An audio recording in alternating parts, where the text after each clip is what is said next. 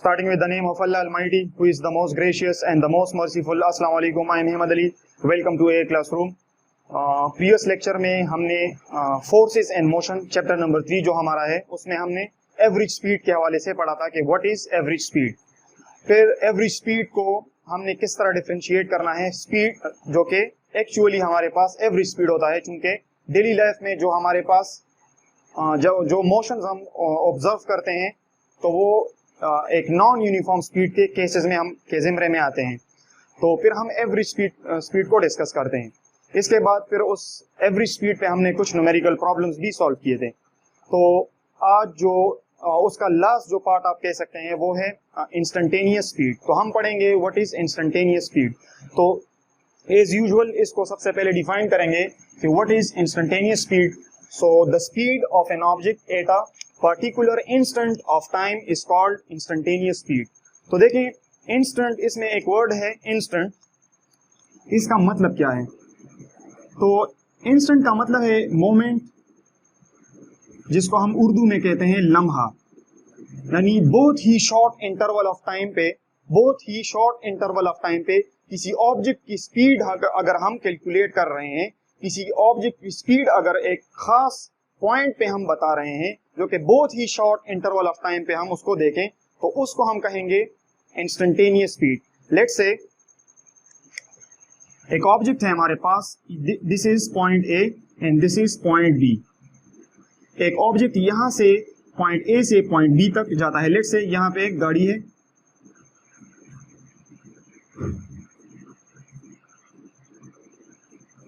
और ये यहां से यहां तक जाती है। अब हम ये बताएंगे कि किसी खास इंस्टेंट पे इस गाड़ी की स्पीड कितनी है।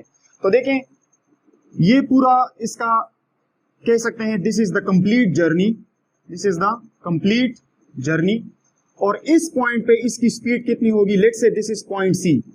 फिर मैं अगर कैलकुलेट करना चाहूं कि इस पॉइंट पे इसकी स्पीड कितनी होगी, इसी तरह इस पॉइंट पे इसकी स्पीड कितनी होगी, तो देखें this is a very short interval of time, this is a very short interval of time. अगर ये बॉडी पॉइंट ए से स्टार्ट होकर पॉइंट बी तक जाती है तो मैं किसी खास पॉइंट पे इस इंटरवल में किसी भी पॉइंट पे उसकी स्पीड कैलकुलेट करना चाहूं कि इस पॉइंट पे उसकी स्पीड कितनी है, तो इसको हम कहते हैं इंस्टेंटेनियस स्पीड। यानी this interval is very small, इतना स्मॉल इंटरवल होगा, ये इंटरवल इतना स्मॉल होगा कि जो टाइम होगा डेल्टा टी वो अप्रोच करेगा जीरो को। Delta T approaches to zero और delta T tends to zero. ये जो पॉइंट होगा ये इतना शॉर्ट इंटरवल है, जो हमारा टाइम होगा वो अप्रोक्सीमेटली हम कह सकते हैं जीरो तो नहीं होगा लेकिन उसको हम जीरो के करीब लाएंगे।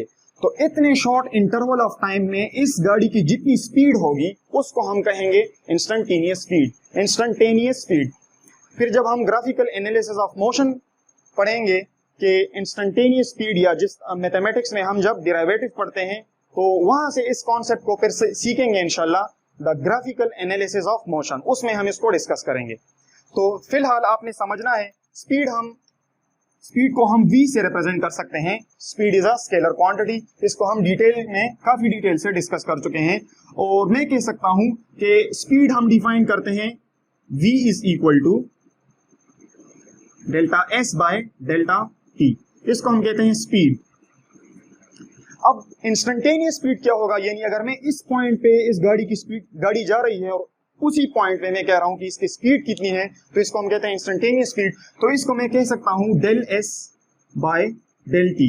लेकिन इसका यहाँ पे हमने जो कंडीशन इस पे लगानी है, चूंकि ये इंटरवल बहुत ही छोटा इंटरवल है, यानी अगर ये एक पाथ है, ये बहुत, ये पॉइंट ए है, ये पॉइंट बी है, और ये गाड़ी यहां से यहां तक लेट से जा रही है, तो इस पॉइंट पे इसकी स्पीड कितनी होगी? तो ये इतना छोटा इंटरवल है, इतना छोटा इंटरवल है कि इसके लिए जो डेल्टा टी है वो टेंड्स टू जीरो हो रहा है, वो जीरो के करीब है, यानी टाइम इंटरवल भी बहुत ही शॉर्ट है। तो इसमें जो डिस्टेंस ट्रेवल होगा वो भी बहुत कम होगा। तो हम इस पे कंडीशन लगाएंगे कि limit delta T tends to zero.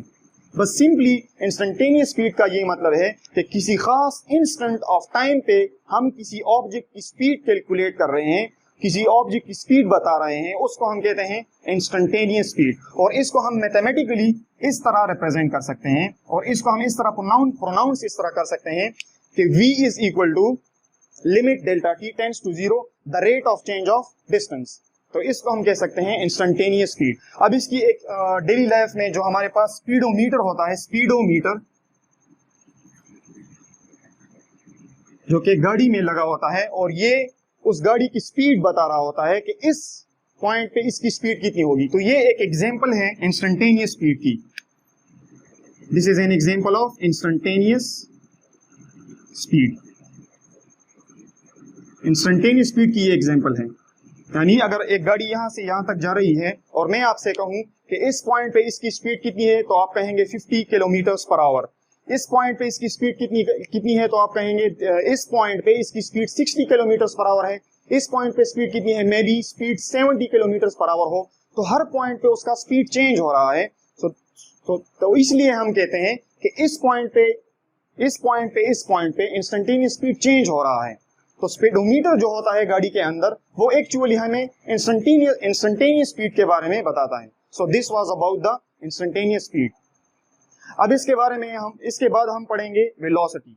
तो ये बहुत ही बेसिक सी चीजें हैं, क्लास 10th में हम इसको पढ़ चुके हैं, 9th 10th में आप पढ़ चुके होंगे, लेकिन चूंकि ये हमारे चैप्टर का हिस्सा है फोर्सेस एंड मोशन, तो इस कॉन्सेप्ट्स को थोड़ा बहुत हमने डिस्कस करना है। और इसके बाद इंशाल्लाह हम अपने चूंकि काफी गैप आ चुका है हमारे लेक्चर्स में, तो इस तरह हम मजीद अपने लेक्चर्स कंटिन्यू करेंगे इंशाल्लाह। इसके बाद हम पढ़ते हैं वेलोसिटी के वेलोसिटी हमारे पास क्या चीज है। देखें, शायद मैंने आपसे कहा भी हो कि स्पीड विद डायरेक्शन को हम कहते हैं वेलोसिटी। यानी अगर स्पीड के साथ डायरेक्शन की बात हम करें तो इसको हम कहते हैं वेलोसिटी। यानी वेलोसिटी एग्जैक्टली स्पीड की तरह है, लेकिन चूंकि वेलोसिटी एक वेक्टर क्वांटिटी है, इसलिए हमने डायरेक्शन की बात भी करना, डायरेक्शन को भी इंक्लूड करना बहुत जरूरी है। तो वेलोसिटी क्या चीज है?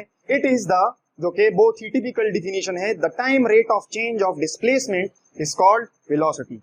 यानी कितने टाइम में, यानी एक ऑब्जेक्ट जा रहा है पॉइंट ए से पॉइंट बी में, तो उसका कुछ डिस्प्लेसमेंट कवर हो रहा है और कितने टाइम में कवर हो रहा है, उसको हम कहते हैं वेलोसिटी।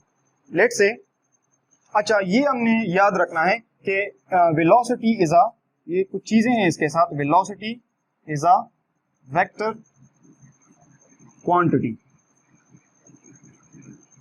वेलोसिटी हमारे पास एक वेक्टर क्वांटिटी है। Vector quantity means it must have direction as well as magnitude and magnitude.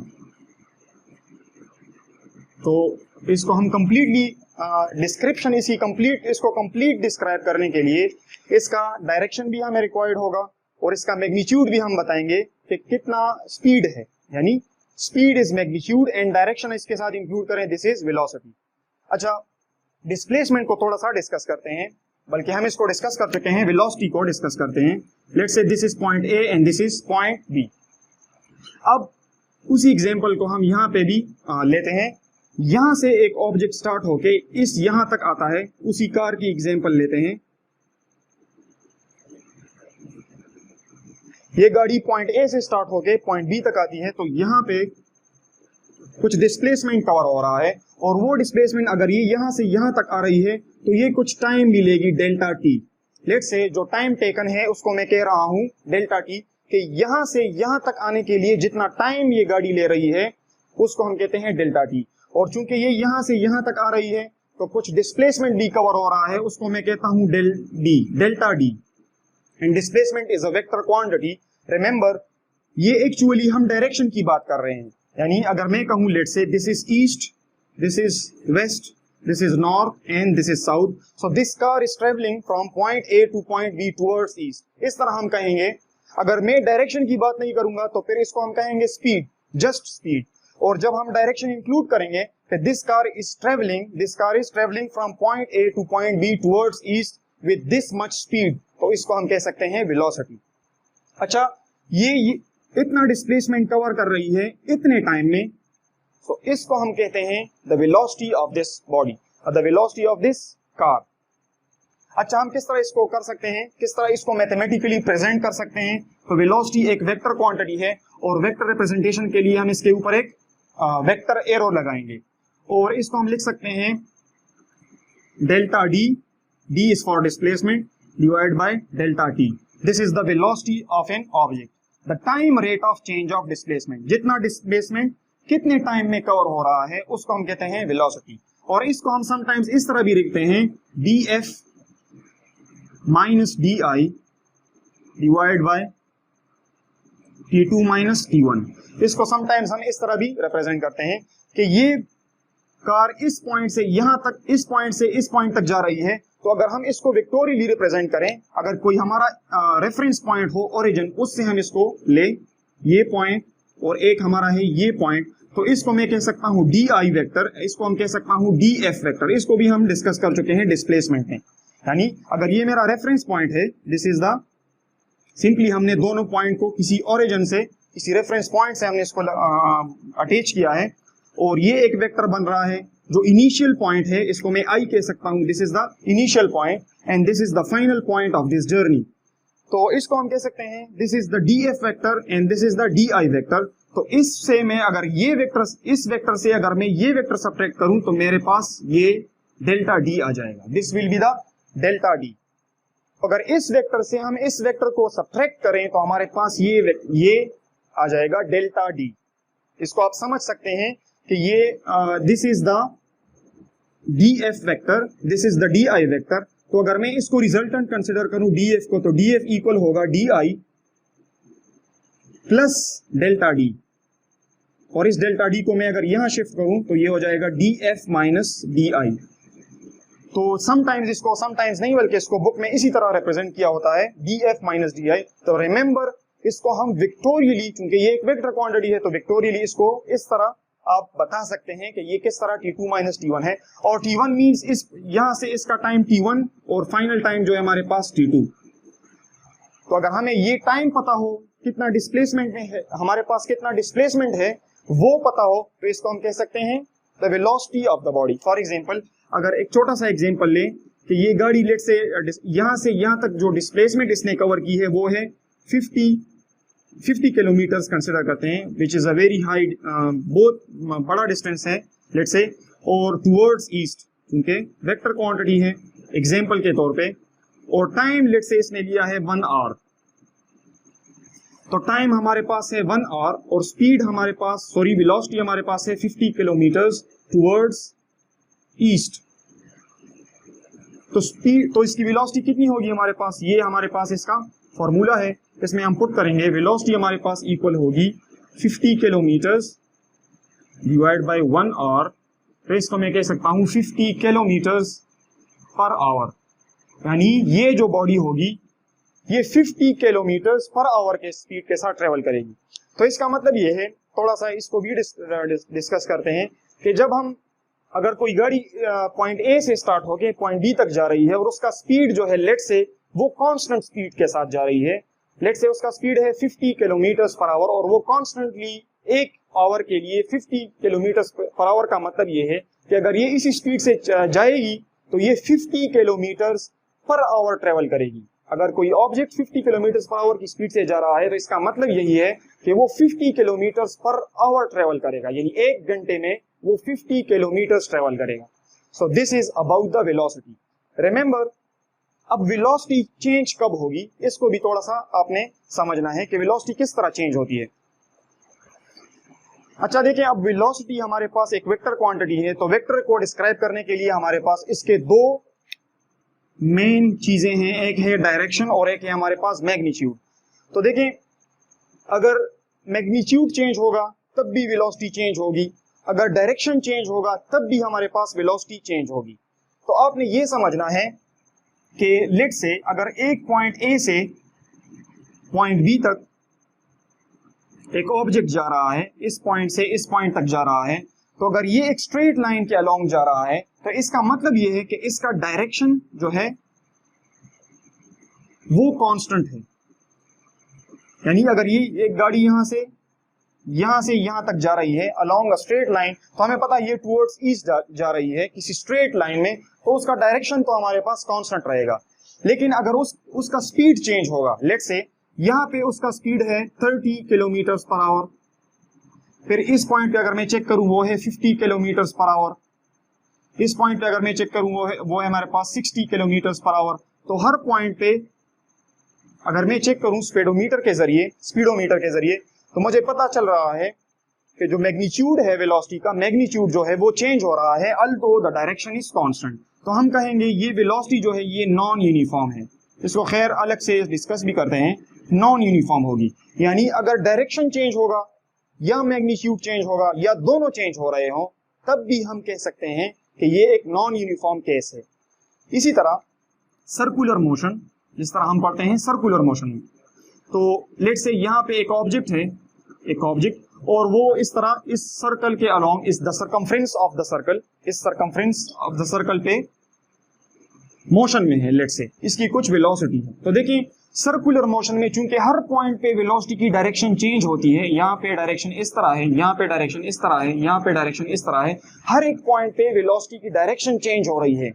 तो सर्कुलर मोशन में जो ऑब्जेक्ट होगा, let's say this is object of mass m जो कि सर्कुलर मोशन में है, तो ये जो होगा ये ऑब्जेक्ट, लेट्स से इसकी स्पीड हम कंसीडर करते हैं कि इसकी जो स्पीड है वो है 10 मीटर्स पर सेकेंड, लेकिन स्पीड इसकी कांस्टेंट है। लेकिन चूंकि हर पॉइंट पे इसकी डायरेक्शन चेंज हो रही है, यानी इस केस में सर्कुलर मोशन में लेट्स से ये एक एग्जांपल है कांस्टेंट स्पीड का, तो ये इस सर्कुलर मोशन में वेलोसिटी का जो मैग्नीट्यूड है वो तो कांस्टेंट है, लेकिन वो चूंकि डायरेक्शन चेंज हो रहा है इसलिए सर्कुलर मोशन जो है वो भी एक नॉन यूनिफॉर्म वेलोसिटी आपके it is an example of non uniform velocity, चूंकि हर एक पॉइंट पे डायरेक्शन हमारे पास चेंज हो रहा होता है। तो आपने ये भी समझना है।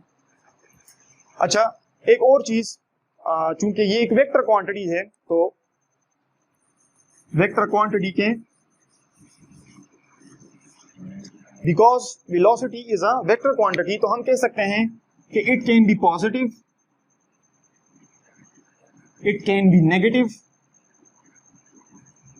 It can be zero. Remember, जो हमारे पास वेक्टर क्वांटिटीज होती हैं वो पॉजिटिव भी होती है, नेगेटिव भी हो सकती है, जीरो भी हो सकती है। जिस तरह हमने स्पीड के बारे में कहा था कि स्पीड कभी भी नेगेटिव नहीं हो सकता।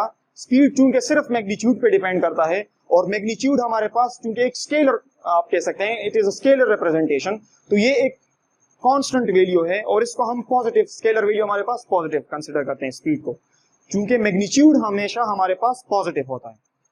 जो वेलोसिटी है वो या तो पॉजिटिव होगी या नेगेटिव होगी या जीरो होगी। पॉजिटिव किस तरह होगी, ये डिपेंड कर रही है वेलोसिटी कि हम किस रेफरेंस फ्रेम से, किस फ्रेम ऑफ रेफरेंस से चेक कर रहे हैं उसको। लेट्स से ये हमारे पास कार्टेशियन कोऑर्डिनेट सिस्टम है, इसको हम कहते हैं this is the Cartesian coordinate system, this is the Cartesian coordinate, this is the positive x axis positive, this is the negative x axis, this is the positive y axis and this is the negative y axis। अब देखें, अगर कोई object, एक ये गाड़ी let's say positive x axis के along जा रही है, पॉजिटिव एक्स एक्सिस के अलोंग जा रही है, तो इसकी जो वेलोसिटी होगी इसको हम कंसीडर करेंगे positive. This is the positive velocity. देखें, ये मैंने अपना जो रेफरेंस पॉइंट कंसीडर किया है इसके अकॉर्डिंग मैं बता रहा हूं, सो आपने ये समझना है। यही ऑब्जेक्ट अगर नेगेटिव एक्स एक्सिस के अलोंग जा रही हो, नेगेटिव एक्स एक्सिस के अलोंग जा रही हो, इस डायरेक्शन में जा रही हो, तो फिर हम कहेंगे इसकी जो वेलोसिटी है वो है negative. Remember, this is very important. जब हम कोलिजन्स पढ़ेंगे, elastic collision, in elastic collision, तो उसमें ये बहुत इंपॉर्टेंट होती है। जब रिटार्डेशन होती है या कोई ऑब्जेक्ट रीबाउंड होता है, किसी ऑब्जेक्ट के साथ कोलाइड होके वापस आता है, तो उसकी वेलोसिटी को फिर हम नेगेटिव कंसीडर करते हैं। तो जब आप न्यूमेरिकल प्रॉब्लम सॉल्व करेंगे उसमें हम वेलोसिटी की जो फाइनल वेलोसिटी समटाइम्स होती है तो उसको फिर हम नेगेटिव कंसीडर करते हैं। तो आपने यहाँ पे इस कॉन्सेप्ट को समझना है कि वेलोसिटी पॉजिटिव भी हो सकती है, वेलोसिटी हमारे पास नेगेटिव भी हो सकती है। इसी तरह वेलोसिटी जीरो तक कैसे हो सकती है, तो देखें, वेलोसिटी इक्वल है डिस्प्लेसमेंट पर यूनिट टाइम। तो अगर डिस्प्लेसमेंट जीरो होगा तो हमारे पास जो वेलोसिटी होगी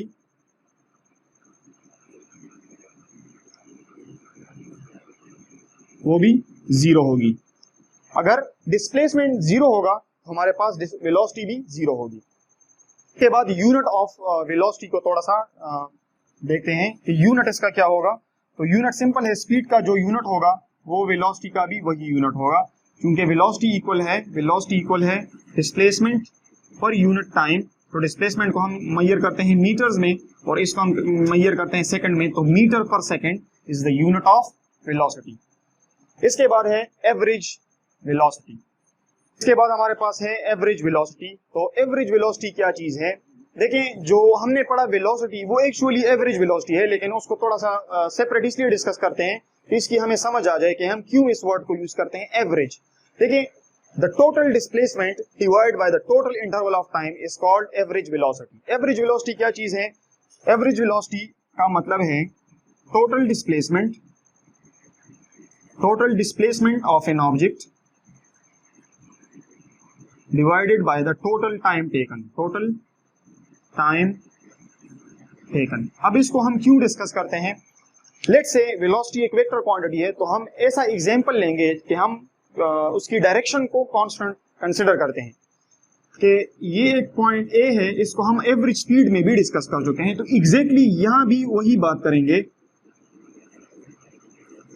ये हमारे पास है पॉइंट ए और दिस इज पॉइंट बी, और डायरेक्शन हम कांस्टेंट रखते हैं कि यहां इस पॉइंट से डायरेक्शन हम एज्यूम करते हैं कि कांस्टेंट है,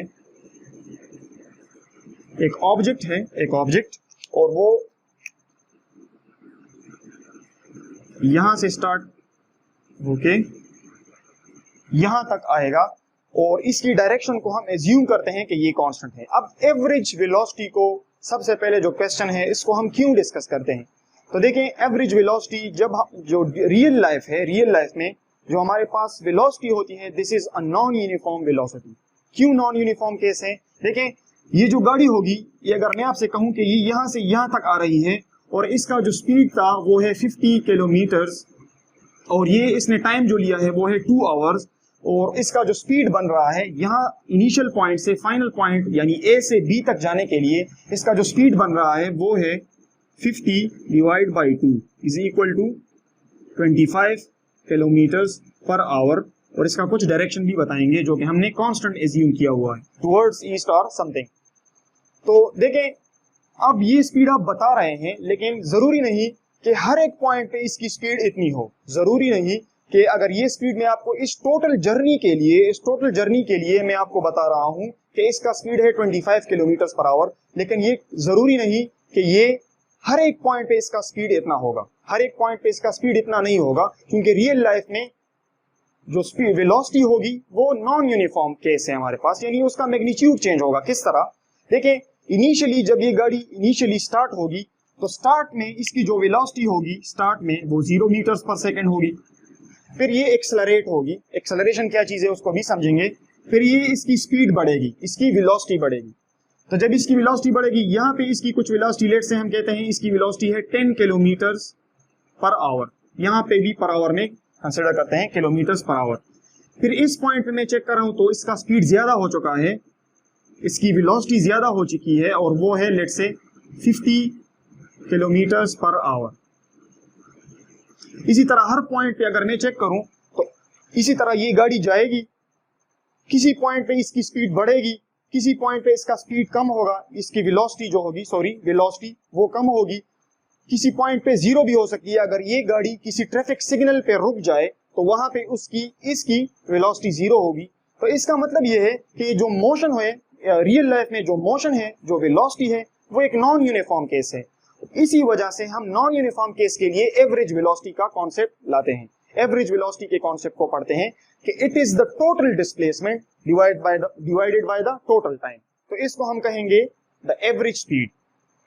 तो नॉन यूनिफॉर्म केस के लिए, जब नॉन यूनिफॉर्म केस होगा उस केस में फिर हम एवरेज वेलोसिटी डिस्कस करते हैं। तो रियल लाइफ में जो वेलोसिटी होगी उसको हम कहेंगे एवरेज वेलोसिटी। जिस तरह हमने इस कार की एग्जांपल ली है कि इसका स्पीड वेलोसिटी इसकी 0 भी हो सकती है, इसकी वेलोसिटी बढ़ रही थी, किसी पॉइंट पे इसकी वेलोसिटी 0 भी है, मैक्सिमम भी है। इस पॉइंट पे अगर 10 किलोमीटर पर आवर है तो इस पॉइंट पे 50 किलोमीटर पर आवर है, तो हम कह सकते हैं एवरेज स्पीड इसका बताएंगे कि यहां से यहां तक लेट से ये चली है, पहले इसने 10 किलोमीटर डिस्प्लेसमेंट ट्रेवल किया है, फिर यहां से यहां तक गई है तो लेट से इट इज 16 किलोमीटर, फिर इस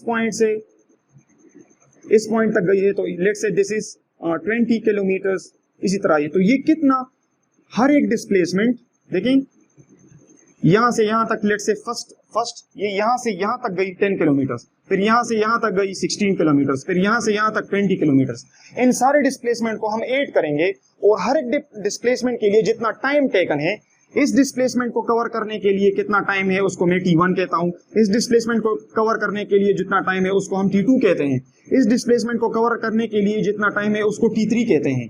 तो total displacement divide by the total time will give us the average velocity V average, यानी इसको हम कह सकते हैं average velocity is equal to total displacement, तो मैं कह सकता हूं D1 प्लस D2, तो जितनी भी डिस्प्लेसमेंट होंगे up to Dn divide by the total time T1 plus T2 plus up to Tn, so this will be the average velocity. Average velocity हमारे पास ये होगी। अच्छा, तो जो हम एवरेज वेलोसिटी डिस्कस करते हैं, एवरेज वेलोसिटी ये एक्चुअली हमारे पास वेलोसिटी ही है एवरेज वेलोसिटी, लेकिन इसको सेपरेट इसलिए एक्सप्लेन किया है ताकि हमें पता चल जाए कि व्हाट इज एवरेज वेलोसिटी। तो एवरेज वेलोसिटी एक्चुअली जो हम कहते हैं रियल लाइफ में velocity, time taken per unit time, displacement per unit time, तो ये एक्चुअली एवरेज स्पीड की बात हो रही है। तो इसलिए इसको हम इस तरह भी रिप्रेजेंट करते हैं, टोटल डिस्प्लेसमेंट को मैं S भी कह सकता हूं डिवाइड बाय T, इस तरह भी आप इसको रिप्रेजेंट कर सकते हैं। तो टोटल डिस्प्लेसमेंट का क्या मतलब है, total displacement this and divide by the total time. तो चूंकि रियल लाइफ में यूनिफॉर्म मोशन पॉसिबल नहीं है इस तरह, क्योंकि हर्डल्स होते हैं तो मोशन नॉन यूनिफॉर्म होता है, तो उस केस में हम एवरेज स्पीड की बात करते हैं, नॉट द इंस्टेंटेनियस स्पीड, इस तरह हम बात नहीं करते। तो अगर कंप्लीट जर्नी के लिए आपसे कोई कहे कि आप पॉइंट ए से पॉइंट बी तक गाड़ी में आ रहे हैं, तो आपका एवरेज स्पीड या सॉरी आपकी एवरेज वेलोसिटी कितनी है, तो आपने एवरेज वेलोसिटी उसको इस तरीके से बतानी है कि एवरेज वेलोसिटी मेरी इतनी होगी, नॉट दिस वन कि इस पॉइंट पे इस पॉइंट पे इस पॉइंट पे इस पॉइंट पे जो वेलोसिटी बनेगी उसको हम कहते हैं इंस्टेंटेनियस वेलोसिटी, क्योंकि इसके बाद हम डिस्कस कर रहे हैं। इसके बाद है हमारे पास इंस्टेंटेनियस वेलोसिटी। तो स्टार्ट में हमने पढ़ा इंस्टेंटेनियस स्पीड, तो ये एग्जैक्टली वही चीज है, लेकिन चूंकि ये एक वेक्टर क्वांटिटी है तो इसको हम कहेंगे इंस्टेंटेनियस वेलोसिटी। तो इसी तरह अगर यहाँ पे हम कांस्टेंट मैग्नीट्यूड कांस्टेंट डायरेक्शन की बात करें, यानी चूंकि वेलोसिटी एक वेक्टर क्वांटिटी है, तो for the sake of simplicity हम जो डायरेक्शन होगा वेलोसिटी का उसको एज्यूम करेंगे कि ये कांस्टेंट है समझने के लिए। तो particular instant of time, simple सी बात है, किसी ऑब्जेक्ट की वेलोसिटी किसी खास पॉइंट पे कितनी है इसको हम कहते हैं इंस्टेंटेनियस वेलोसिटी। लेट्स से यही एग्जांपल, एक ऑब्जेक्ट यहां से यहां तक जा रहा है, this is let's say any object of mass m, ये पॉइंट ए से पॉइंट बी तक जा रहा है, इसकी डायरेक्शन लेट्स से कांस्टेंट है, और इस पॉइंट पे किसी खास पॉइंट पे, इस पॉइंट पे जो कि बहुत ही शॉर्ट इंटरवल ऑफ टाइम हो, जिस तरह स्पीडोमीटर होता है गाड़ी में, तो वो हमें एक एवरेज स्पीड या इंस्टेंटेनियस स्पीड या इंस्टेंटेनियस वेलोसिटी के बारे में बता रहा होता है।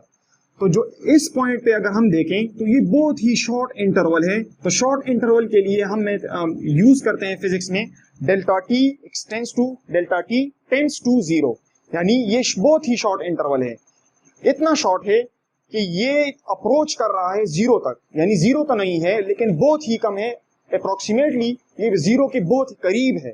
तो इस इंटरवल में जो डिस्प्लेसमेंट कवर होगा वो भी बहुत ही छोटा होगा। अगर मैं कंसिडर करूं कि ये इतना इंस्टेंट ऑफ टाइम है, ये पूरा पॉइंट ए है and this is point B, और इस पे मैं ये इंस्टेंट इस पॉइंट पे चेक कर रहा हूं, तो देखें यहाँ पे जो इंटरवल है वो डेल्टा टी टेंड्स टू 0 है, बहुत ही शॉर्ट इंटरवल है, और यहाँ पे जो डिस्प्लेसमेंट कवर होगा वो भी बहुत ही शॉर्ट होगा, बहुत ही स्मॉल डिस्प्लेसमेंट कवर होगा।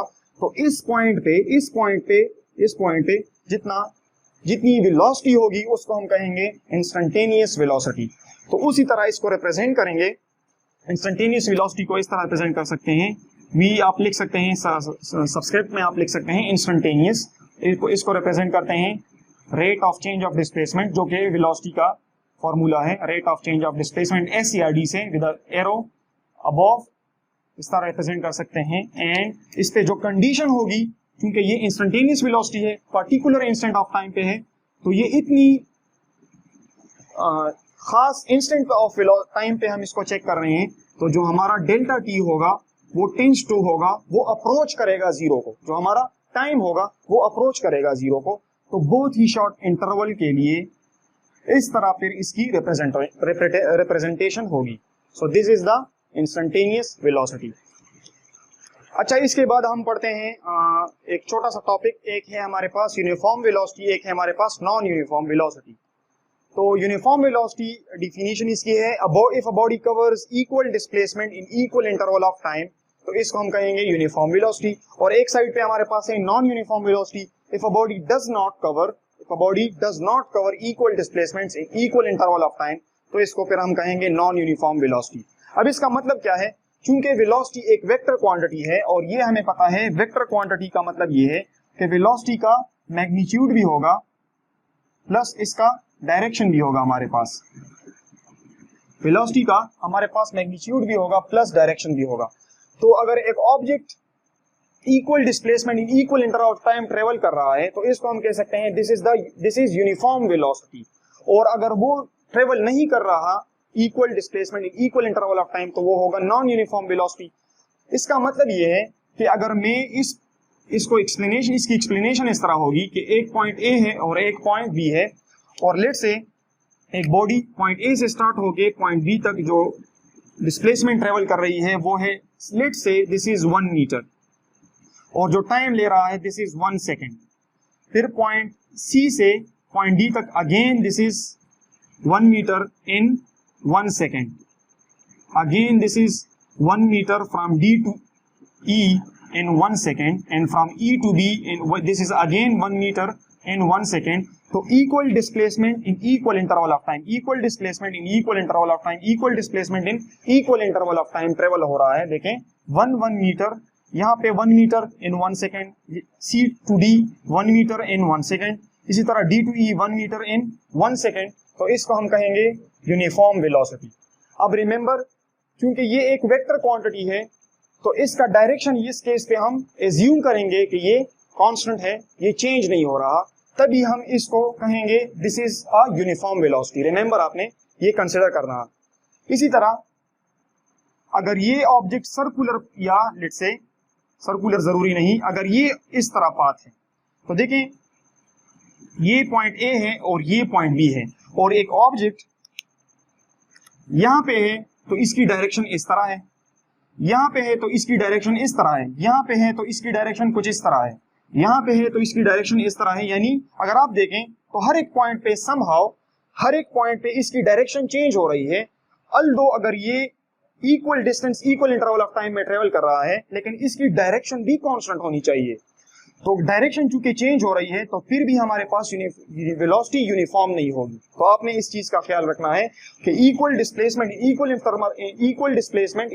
इंटरवल ऑफ टाइम, लेकिन इस केस में हम डायरेक्शन को एज्यूम करते हैं कि ये कांस्टेंट है, ये चेंज नहीं हो रहा। इसी तरह सर्कुलर मोशन में भी हर एक पॉइंट पे वेलोसिटी चेंज हो रही होती है। इसी तरह जो नॉन यूनिफॉर्म वेलोसिटी है, तो नॉन यूनिफॉर्म वेलोसिटी का मतलब ये है कि अगर equal displacement equal interval of time में ट्रेवल नहीं हो रहा, यानी इसका मतलब ये है कि यहाँ पे मैग्नीट्यूड ऑफ वेलोसिटी कांस्टेंट है।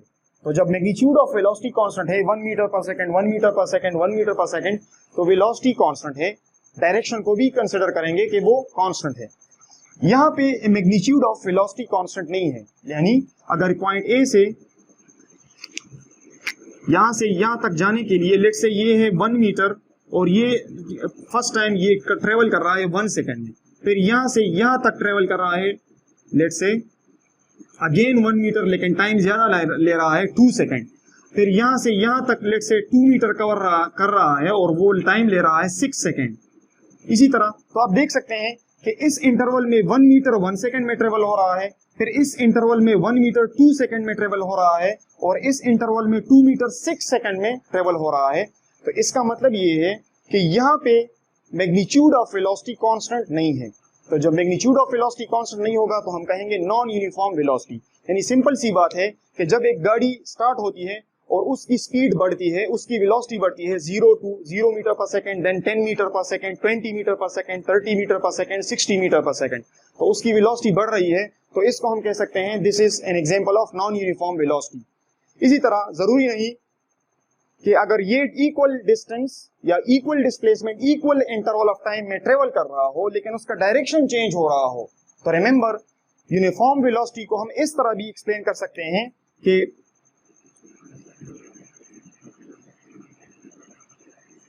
if the direction and magnitude of velocity of an object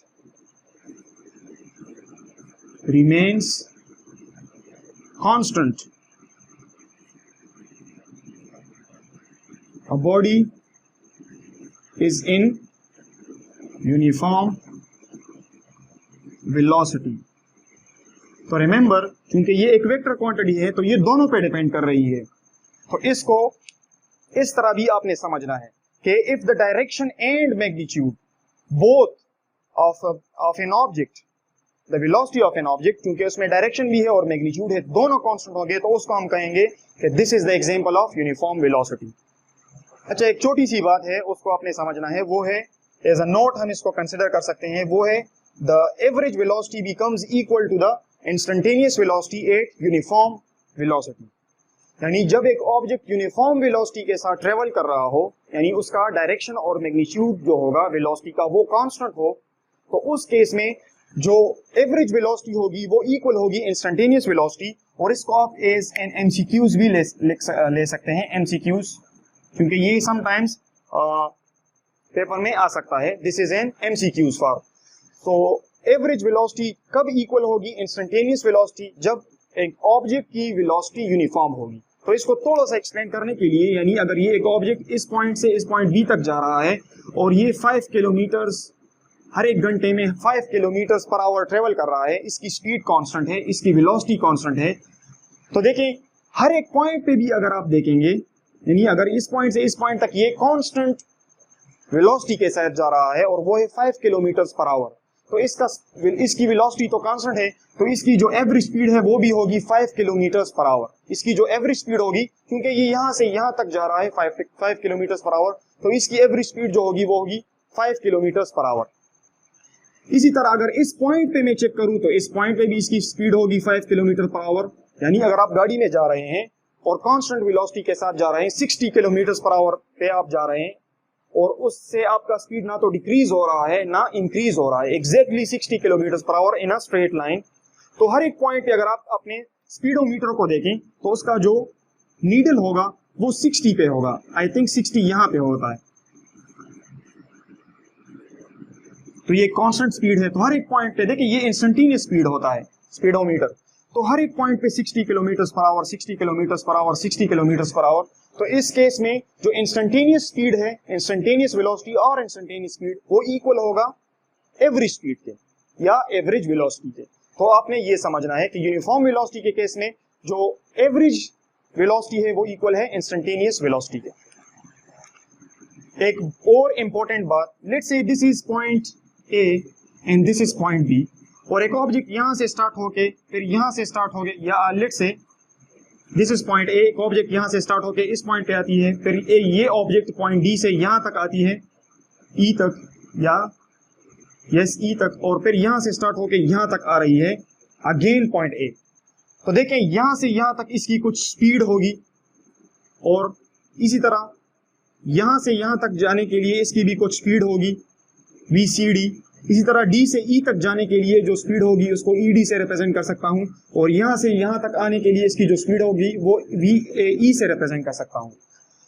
तो आपने ये बात समझनी है कि इस केस में अगर मैं आपसे कहूं कि ये ऑब्जेक्ट यहां से यहां, यहां से फिर यहां और अगेन इसी पॉइंट पे आ चुका है, तो इसका स्पीड कितना है, तो आपने एवरेज स्पीड बताना होता है, क्योंकि जो स्पीड होगा वो एवरेज स्पीड आप बताएंगे.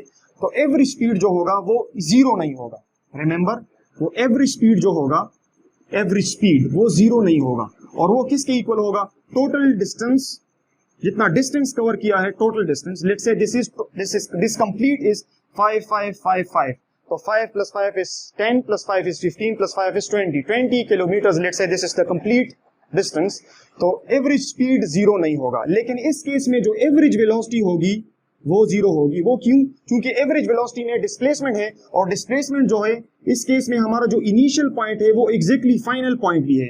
तो चूंकि इनिशियल और फाइनल पॉइंट सेम है तो जो डिस्प्लेसमेंट होगा वो इक्वल होता है df माइनस di, तो डिस्प्लेसमेंट होगा जीरो के।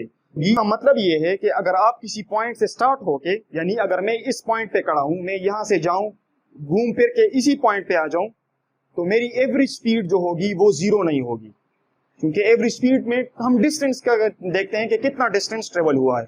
लेकिन जो एवरेज वेलोसिटी है उसमें डिस्प्लेसमेंट है, और डिस्प्लेसमेंट डिपेंड करता है कि इनिशियल और फाइनल पॉइंट कौन सा है। तो अगर आप मैं सारा घूम फिर के आ जाऊं इसी पॉइंट पे, तो जो इनिशियल और फाइनल पॉइंट है वो सेम हो जाते हैं, तो इसलिए जो एवरेज वेलोसिटी होगी वो जीरो होगी। तो मैं आपको बताना चाहता हूं कि समटाइम्स हम लोग कहते हैं कि फनी वे में कहते हैं कि if you die in the same hospital in which you are born, then your average speed will be, or yes, then your average velocity will be zero. If you die in the same hospital in which you are born, then your average velocity will be equal to zero. तो मैं आपको ये बताना चाहता हूं कि हाँ, average velocity तो इक्वल होगी जीरो के, लेकिन उस केस में एवरेज स्पीड जीरो नहीं होगा। ये बात सही है कि एवरेज वेलोसिटी जीरो होगी, एवरेज स्पीड जीरो नहीं होगा। If you die in the same hospital in which you are born, exactly उसी पॉइंट पे, तो उस केस में हम कहेंगे कि average velocity zero and average speed is not zero, remember. So I think this is enough for today, and इंशाल्लाह इसके बाद हम एक्सेलरेशन को डिस्कस करेंगे कि वेलोसिटी में चेंज किस तरह आता है। टाइम के साथ वेलोसिटी में जब चेंज आ जाए उसको हम कहते हैं एक्सेलरेशन। फिर जो हमारे कोर्स में इंक्लूड नहीं है उसको जर्क कहते हैं, जर्क। और जर्क जो होता है वो एक्चुअली एक्सेलरेशन में जब चेंज आ जाए, यानी अगर आप गाड़ी में जा रहे हो और वो झटका सा जो लगता है उसको समटाइम्स एक्सेलरेशन में चेंज आ जाए, तो फिर उसको हम कहते हैं जर्क। खैर वो हमारे कोर्स में इंक्लूड नहीं है, एनी हाउ उसको कभी देख लेंगे, उसको भी डिस्कस कर लेंगे। So this is enough for today, and thank you so very much for watching my lectures, and stay blessed all.